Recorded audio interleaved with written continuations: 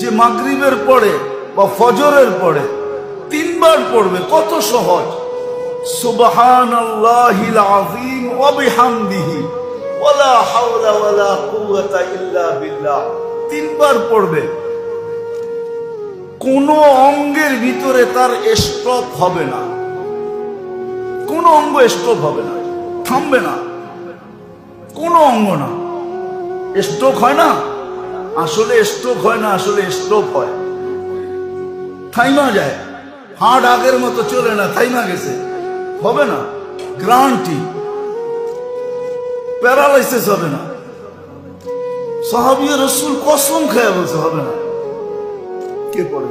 আল্লাহ তো দিছিলেন, নিয়মও দিছে, পদ্ধতিও দিছে, মেডিসিনও দিছে। আবার বলছে এই 3 সূরার সাথে যদি সূরা ফাতিহা 7 বার মিলায় নাও, তাহলে তোমার পিছনের গুনাহ মাফ।